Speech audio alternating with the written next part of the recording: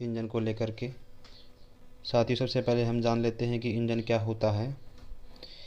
Engine एक motor machine है जो रासायनिक ऊर्जा को ऊष्मा ऊर्जा को फिर से मैकेनिकल ऊर्जा में बदलने का कार्य करती है।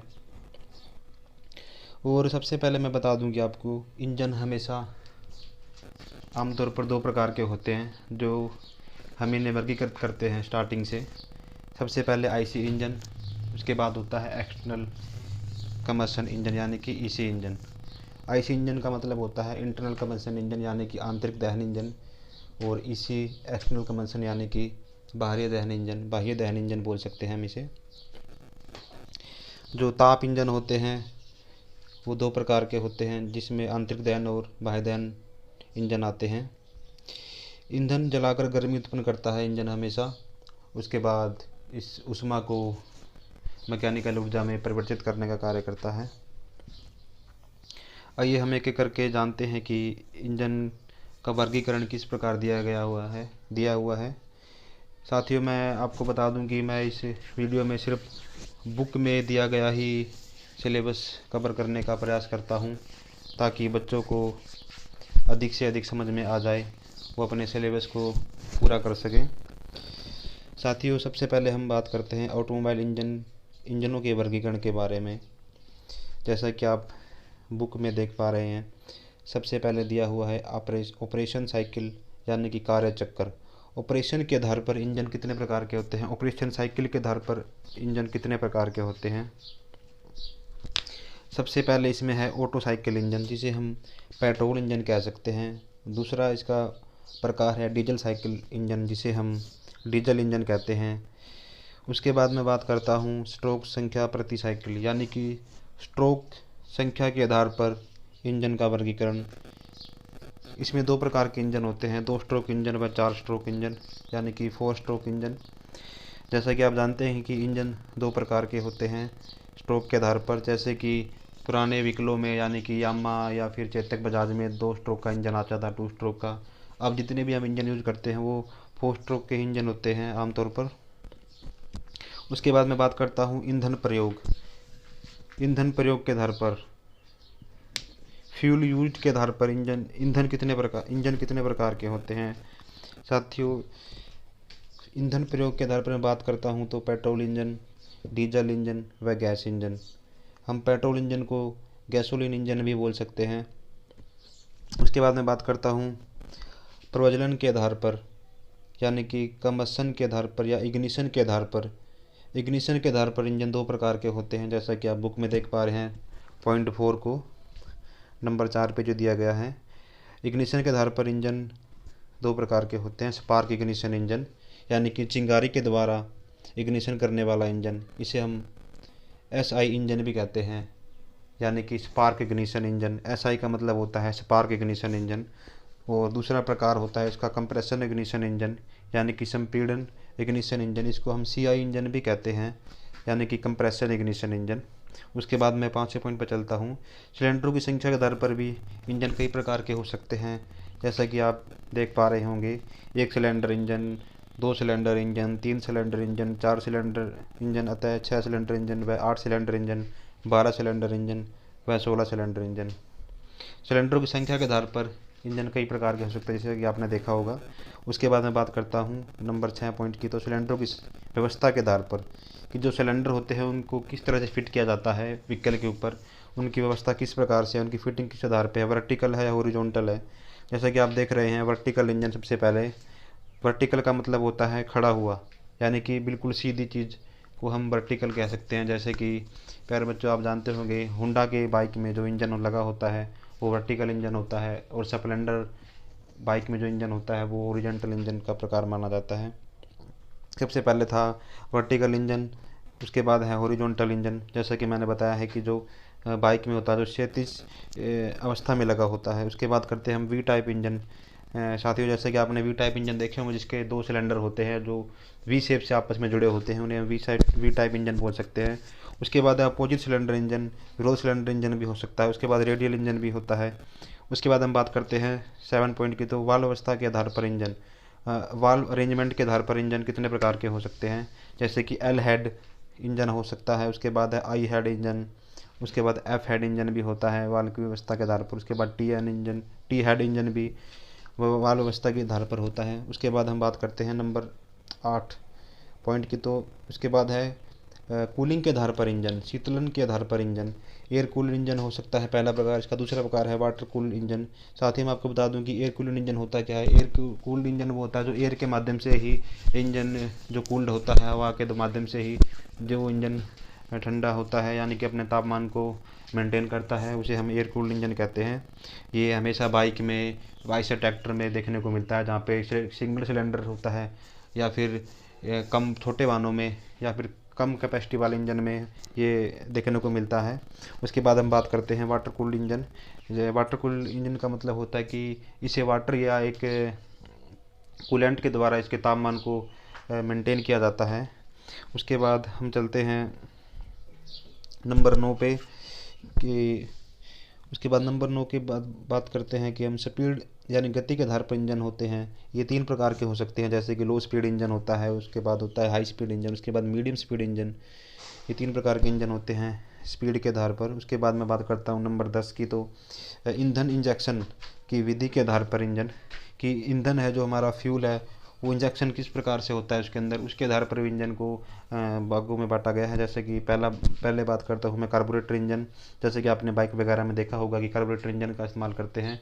पहले हम कई कारों में भी इसका इस्तेमाल करते थे, लेकिन आजकल मॉडर्न इंजन आ चुके हैं, उन कार्बोरेटर की जगह पर हमने इंजेक्टर का यूज़ करना स्टार्ट कर दिया है। उसके बाद हम देखते हैं कार्बोरेटर इंजन। उसके बाद है एयर इंजेक्शन इंजन, यानी कि एयर इंजेक्शन इंजन भी एक इंजन का प्रकार है। उसके बाद एयरलेस या सॉलिड इंजेक्शन इंजन, साथियों एयरलेस और सॉलिड इंजेक्शन इंजन भी होता है। उसके बाद मैं बात करता हूँ नंबर 11 की, गवर्निंग करने की विधि के आधार पर इंजन, नियंत्रण करने की विधि के आधार पर इंजन के प्रकार। जैसा कि आपने गवर्नर को देखा होगा। गवर्नर क्या होता है, गवर्नर एक ऐसी विधि, ऐसा टूल, ऐसी यंत्र लगा होता है जो वाहन को नियंत्रण करता है, फ्यूल की, यानी कि फ्यूल को नियंत्रण करता है, वह गति को भी नियंत्रण करता है। ये कई इंजनों में गति को करता है, कई इंजनों में फ्यूल को भी कर सकता है ये नियंत्रण। इसके आधार पर भी इंजन 3 प्रकार के होते हैं। पहला हीट और मिस गवर्निंग इंजन, हीट और मिस नियंत्रित इंजन होता है। उसके बाद होता है गुणात्मक नियंत्रित इंजन, उसके बाद आता है मात्रात्मक नियंत्रित इंजन। ये 3 प्रकार के होते हैं गवर्निंग के आधार पर। उसके बाद हम बात करते हैं नंबर 12 की, उपयोग के आधार पर। उपयोग के आधार पर इंजन होते हैं कई प्रकार के, जैसे कि stationary engine, automotive engine, locomotive engine. जैसे सबसे पहले बात करता हूँ स्टेशनरी इंजन की। स्थिर इंजन होता है ये, यानी कि जो वाहनों में उपयोग नहीं होता है, यानी कि खेतों वगैरह में उपयोग होता है, हमें इसे स्टेशनरी स्थिर इंजन कहते हैं। उसके बाद ऑटोमोटिव इंजन जो वाहन में उपयोग होता है, यानी कि जितने भी वाहन होते हैं ऑटोमोबाइल में उपयोग होता है, उसे हम ऑटोमोटिव इंजन कहते हैं। उसके बाद हम लोकोमोटिव की बात करते हैं, तो लोकोमोटिव इंजन रेल में उपयोग किया जाता है, जैसे कि नाम से पता चल रहा है। उसके बाद मैरीन इंजन जो समुद्री जहाज़ों में उपयोग किया जाता है, इसे हम मैरीन इंजन कहते हैं। उसके बाद एयरक्राफ्ट इंजन जो विमानों में, हवाई विमानों में उपयोग किया जाता है, उसे हम मैरीन इंजन कहते हैं। एयरक्राफ्ट इंजन भी हम इसे एयरक्राफ्ट इंजन कहते हैं। उसके बाद हम बात करते हैं नंबर 13 की, विशेष प्रकार इंजन, यानी कि ये एक विशेष प्रकार के इंजन होते हैं, जैसे कि वेंकल इंजन। आपने इसके बारे में पढ़ा भी होगा पीछे, कई लोग जानते भी होंगे इसके बारे में, वेंकल इंजन क्या होता है। इसे वेंकल नाम के एक इंजीनियर ने विकसित किया था, जिसे हम वेंकल इंजन कहते हैं। इसके अंदर पिस्टन की जगह पे रोटर लगा होता है, जो रोटरी इंजन भी कह सकते हैं हम इसको। इसका दूसरा नाम रोटरी इंजन भी होता है, जो एक रोटर की तरह घूमता है और कार्य करता है। उसके बाद बात करता हूँ मैं दूसरा प्रकार, मोटर वाहन गैस टरबाइन। ये भी एक इंजन का प्रकार है। उसके बाद साथियों ये इंजन के वर्गीकरण था, हमने इनके बारे में पढ़ा। आगे मैं बढ़ते हुए बात करता हूँ कि जो इंजन के कुछ तकनीकी शब्द दिए गए हैं, इनके बारे में पहले मैं बात करता हूँ टॉप डेड सेंटर की। साथियों टॉप डेड सेंटर क्या होता है, यह क्रैंकशाफ्ट की स्थिति को दर्शाता है, क्रैंकशाफ्ट की पोजीशन को दर्शाता है। प्यारे साथियों, टॉप डेड सेंटर वह अवस्था होती है जब पिस्टन सिलेंडर हेड के नज़दीक होता है, उस अवस्था को हम टीडीसी कह सकते हैं। टीडीसी की फुल फॉर्म होती है टॉप डेड सेंटर। उसके बाद मैं बात करता हूँ बीडीसी, यानी कि बॉटम डेड सेंटर। यह भी क्रैंकशाफ्ट की स्थिति को दर्शाता है, क्रैंकशाफ्ट की पोजीशन को दर्शाता है। जब पिस्टन क्रैंकशाफ्ट के नज़दीक होता है, नीचे की ओर होता है, यानी कि पिस्टन जब सिलेंडर में निचली अवस्था में होता है, उस अवस्था को हम बॉटम डेड सेंटर बोल सकते हैं या हम बीडीसी बोल सकते हैं। साथियों, हम आगे बढ़ते हुए बात करते हैं बोर की, कि इंजन बोर क्या होता है। इंजन बोर का मतलब क्या होता है? इंजन बोर सिलेंडर के व्यास को, आंतरिक व्यास को हम बोर कह सकते हैं, यानी कि सिलेंडर के आंतरिक व्यास को बोर कहा जाता है। आपने देखा होगा कि जैसे कि हम अपने घरों में गिलास देखते हैं, जो गिलास के बीच का जो वॉल्यूम होता है, यानी कि जो डाया होता है, उसे हम बोर बोल सकते हैं। इसी प्रकार से सिलेंडर के अंदर भी कुछ इस तरह की स्थिति दिखाई दे जाती है जो गिलास की तरह दिखती है, उसे हम सिलेंडर बोर बोल सकते हैं साथियों। उसके बाद मैं स्ट्रोक की बात करता हूँ। स्ट्रोक का मतलब होता है जब पिस्टन टीडीसी से बीडीसी तक ट्रैवल करता है या वहाँ तक चलता है, उस अवस्था को हम स्ट्रोक बोल सकते हैं। उसके बाद मैं बात करता हूँ क्लियरेंस वॉल्यूम की। साथियों, क्लियरेंस वॉल्यूम क्या होता है? जब सिलेंडर के अंदर पिस्टन होता है, तब उसके ऊपर के जब सिलेंडर में पिस्टन के ऊपर का जो परिमाण होता है, यानी कि जो वॉल्यूम होता है सिलेंडर हेड व पिस्टन के बीच का, जब पिस्टन टीडीसी पोजीशन पे होता है, उस बीच के वॉल्यूम को हम क्लियरेंस वॉल्यूम बोल सकते हैं। उसके बाद मैं बात करता हूँ पिस्टन डिस्प्लेसमेंट की। साथियों, पिस्टन डिस्प्लेसमेंट क्या होता है हम जानते हैं, यानी कि डिस्प्लेसमेंट को हम विस्थापन बोलते हैं, यानी कि पिस्टन जो अपनी एक अवस्था से दूसरी अवस्था में परिवर्तित होता है, तो उसको हम विस्थापन या डिस्प्लेसमेंट कहते हैं। यानी कि कोई चीज़, कोई वस्तु एक स्थान से दूसरे स्थान तक ट्रैवल करती है, उस अवस्था को हम विस्थापन या डिस्प्लेसमेंट बोल सकते हैं। जब पिस्टन टीडीसी से बीडीसी तक की दूरी तय करता है, उस अवस्था को हम पिस्टन डिस्प्लेसमेंट करते हैं।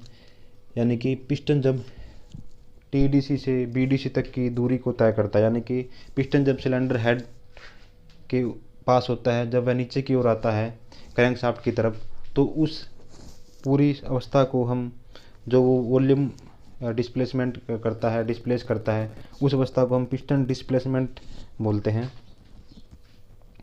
और उसके बाद मैं बात करता हूँ इंजन कैपेसिटी की। साथियों, इंजन कैपेसिटी क्या होती है?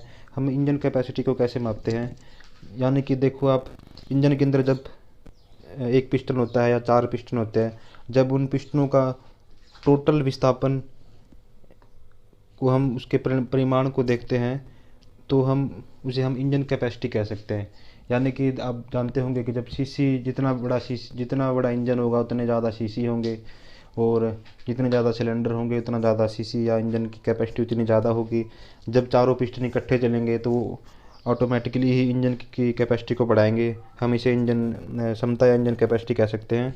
उसके बाद मैं बात करता हूँ कंप्रेशन रेशो की। प्यारे साथियों, कंप्रेशन रेशो क्या है? यह इंजन सिलेंडर की वह सीमा है, इंजन की वह सीमा है जब इंजन के अंदर ईंधन और हवा संपीड़ित होते हैं, यानी कंप्रेस होते हैं, उसे हम कंप्रेशन रेशो कहते हैं। इसके बारे में कुछ और भी है, जैसे कि हम जानते हैं कि जब पिस्टन टीडीसी पर होता है और जब टीडीसी पर होता है उसके बीच का, उसके ऊपर का वॉल्यूम, पिस्टन के ऊपर का वॉल्यूम, और जब पिस्टन बीडीसी अवस्था में होता है तब उसके ऊपर का वॉल्यूम को मिला करके इन दोनों के अनुपात को हम कंप्रेशन रेशो कहते हैं। यानी कि मैं बोल सकता हूँ कि बीडीसी अवस्था में पिस्टन के ऊपर के परिणाम और टीडीसी अवस्था में पिस्टन के ऊपर के परिणाम के अनुपात को, परिमाण के अनुपात को हम कंप्रेशन रेशो कहते हैं। और पेट्रोल इंजन के लिए रेशो 8 से 9.5 होता है, और डीजल इंजन में 16 से 22 तक हो सकता है। उसके बाद हम प्यारे साथियों आगे बढ़ते हुए बात करते हैं पावर की, शक्ति की। शक्ति क्या होती है? यह एक निश्चित समय में किया गया कार्य होता है जिसे हम शक्ति कहते हैं। यानी कि जैसे कि मैं बात करता हूँ कि इंजन ने 1 मिनट के अंदर 33,000 पाउंड को 1 फुट तक खींच सकता है। इस चीज़ को हम पावर के रूप में जान सकते हैं। उसके बाद मैं बात करता हूँ इंडिकेटेड हॉर्स पावर। इसको हम शॉर्ट फॉर्म में IHP भी कह सकते हैं। साथियों देखिए कि IHP यानी कि इंडिकेटेड हॉर्स पावर क्या होता है? इंजन की वह शक्ति जो इंजन सिलेंडरों के भीतर विकसित होती है। जैसे कि आपने देखा होगा जब कंबसन या इग्निशन होता है, जब जो तुरंत इमीडिएटली जो पावर उत्पन्न होती है, जो शक्ति उत्पन्न होती है, हम उसे इंडिकेटेड पावर कह सकते हैं। उसके बाद मैं बात करता हूँ ब्रेक हॉर्स पावर, जिसका शॉर्ट फॉर्म है BHP, जिसको हम BHP बोलते हैं, यानी कि ब्रेक असव शक्ति। और ये क्या होती है, यह वास्तविक शक्ति होती है सिलेंडर की, यानी कि इंजन की, जो क्रैंक शाफ्ट पर उत्पन्न होती है। तो आपने देखा होगा कि जो जो इंडिकेट पावर उत्पन्न होती है, उसके बाद जो पावर क्रैंक शाफ्ट तक पहुंचती है, उसे हम ब्रेक हॉर्स पावर कहते हैं। यह सभी हानियों को घटाकर प्राप्त की जाती है, यानी कि जो शक्ति सिलेंडर के भीतर पैदा हुई उसे हम इंडिकेट पावर कहते हैं। उसमें से जो शक्ति बचती है घर्षण के कारण ख़त्म हो जाती है, कुछ शक्ति जो शक्ति बची हुई शक्ति जो क्रैंक शाफ्ट पर आती है, उसे हम ब्रेक हॉर्स पावर कह सकते हैं। उसके बाद मैं बात करता हूँ friction horse power. Friction horse power क्या होता है, इसे हम FHP भी बोल सकते हैं।